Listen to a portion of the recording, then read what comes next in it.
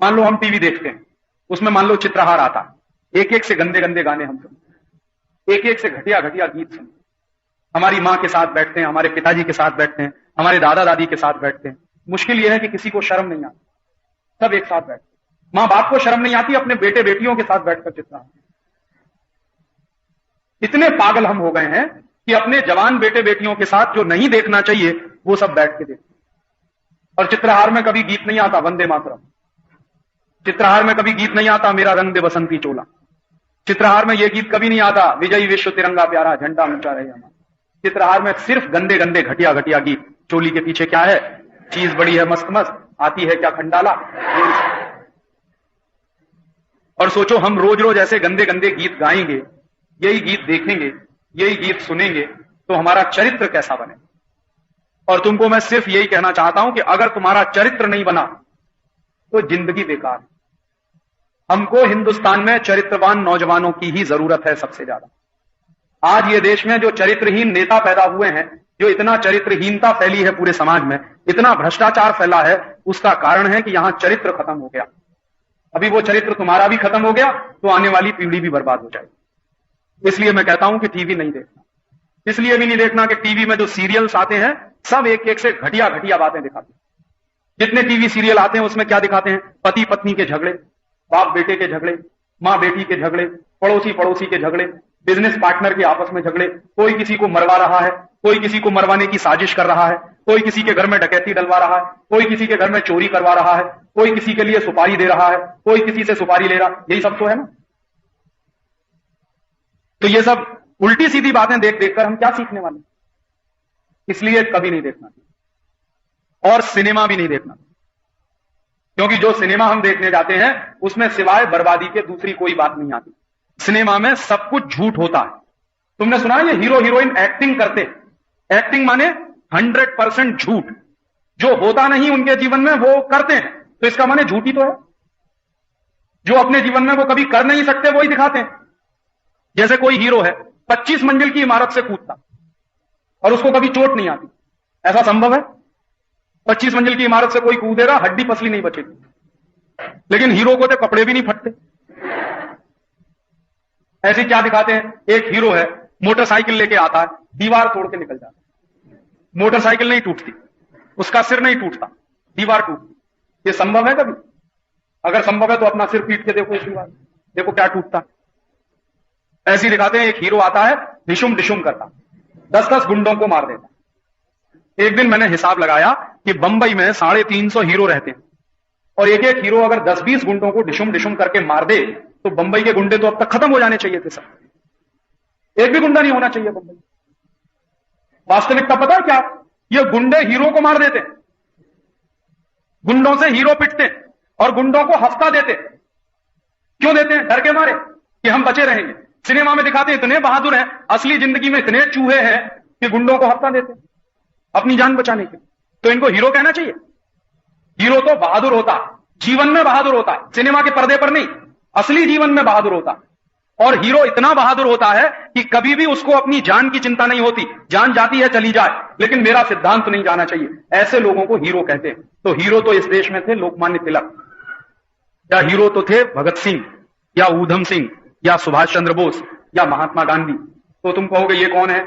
आमिर खान, शाहरुख खान, ये तो सब पैसे के लिए नाचने वाले लोग हैं। पैसा दे दो, दुनिया का घटिया से घटिया नाच करवा लो। तुमको मालूम है जो लोग पैसा लेकर नाच नाचते हैं उनको क्या कहते हैं? जो आते हैं हमारे घर में ताली पीट पीट के नाच दिखाते हैं, फिर पैसा लेके जाते हैं, क्या कहते हैं उनको? हैं? नाम नहीं मालूम तुम? अरे वो 50 पैसा लेते हैं, 1 रुपया लेते हैं, 2 रुपया लेते हैं, ताली पीट के नाच दिखाते हैं। तो ये लोग 50 पैसा, 1 रुपया, 2 रुपया लेते हैं नाच दिखाने के लिए, और ये लोग 1 लाख ले लेते हैं, 2 लाख ले लेते हैं, नाच को वैसे ही दिखाते हैं ना, ताली पीट पीट। उनको हम लोग कहते हैं ही जड़ा। ना वो ही होते हैं ना वो शी होते हैं, ही और शी के बीच में होते हैं। ये फिल्मों के हीरो भी यही। तो इसलिए इनको हीरो हीरोइन कहना बंद करो, और इनको हीरो हीरोइन कहना बंद करो तो एक काम और करना, तुम्हारे कमरे में अगर ऐसे पोस्टर लगे हों उनको फाड़ के फेंक देना। और अपने कमरे में ये आमिर खान, शाहरुख खान, संजय दत्त, जूही चावला, माधुरी दीक्षित, ये सब फालतू के लोगों के पोस्टर निकाल के फाड़ना और उनकी जगह पोस्टर लगाना लोकमान्य तिलक का, झांसी की रानी लक्ष्मीबाई का, रानी दुर्गावती का, भगत सिंह का, ऊधम सिंह का, सुभाष चंद्र बोस का। जो असली हीरो हैं उनका फोटो लगाओगे या नाचने गाने वालों का फोटो लगाओ? तो इसलिए इनकी फिल्में भी नहीं देखना और इन सब का हमें बहिष्कार करना। पता है क्यों? क्योंकि ये सब जो हमारे देश में फिल्मों में काम करने वाले, नाचने गाने वाले लोग हैं, ये क्या करते हैं? परदेशी कंपनियों का ज्यादा से ज्यादा जाहिरात करते।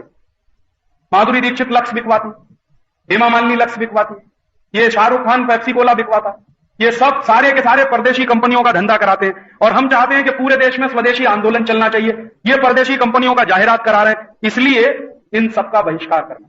समझ में आ रहा है ना? इनके बहिष्कार करने का तरीका सबसे अच्छा कि इनकी हम फिल्में ही नहीं देखेंगे। तो फिर तुम पूछोगे मनोरंजन कैसे करेंगे? मनोरंजन करने का सबसे अच्छा तरीका मैंने बताया कि जो कुछ मैं कह रहा हूं वही बात अपने पड़ोसी के घर में जाके कहना। तो इससे स्वदेशी आंदोलन भी चलेगा, तुम्हारा मनोरंजन भी होगा। और अपने घर का टीवी बंद करके अपने पड़ोसी के घर में जाना और उसका भी टीवी बंद करा, ये बंद करो, फालतू का काम। बहुत बार विद्यार्थी ये कहते हैं राजीव भाई टीवी बंद करेंगे बोर हो जाएंगे, टाइम पास नहीं होगा। तो मैं तुमको टाइम पास करने का तरीका बताता हूं। अपना टीवी बंद करो, अपने पड़ोसी के घर में जाके उसका बंद कराओ, उसको साथ लेके तीसरे के घर में जाके उसका बंद कराओ, टाइम पास होने लगेगा। होगा कि नहीं होगा? और ऐसे जब तुम घर घर में जाओगे तो उनको ये बातें भी बताना कि परदेशी माल नहीं खरीदना, हमेशा स्वदेशी माल खरीदना। तुम्हारे पास जो माहिती पत्रक है वो उनको दे देना फोटोकॉपी करा के। बात समझ में आती है ना? तो टीवी बंद करना, सिनेमा नहीं देखना, घर घर में जाना, स्वदेशी का प्रचार करना। और अगर मनोरंजन करना है तुमको, कभी कंटाला आ रहा है तो अच्छी अच्छी किताबें पढ़ना। मराठी में बहुत अच्छी अच्छी पुस्तकें, कहानियों की बहुत अच्छी अच्छी पुस्तकें हैं। बड़े बड़े लोगों की किताबें पढ़ना, लोकमान्य तिलक की पुस्तकें पढ़ना, जो सब मैंने तुमको सुनाया वो उनकी किताब में मिलेगा तुमको। भगत सिंह के बारे में पढ़ना, गांधी जी के बारे में पढ़ना, तो ऐसी अच्छी अच्छी किताबें पढ़ना। और अगर कंटाला कभी आए तो संगीत सीख लो। संगीत से बड़ा मनोरंजन पूरे दुनिया में कोई नहीं। तो कोई गीत गाना सीखो, कोई वायलिन बजाना सीखे, कोई बांसुरी बजाना सीखे, कोई सितार गिटार बजाना सीखे, कोई मंडोलियन बजाना सीखे। ये सब बजाना सीखो या गीत गाना सीखो। समझ में आ रहा है ना? तो संगीत सीख लो।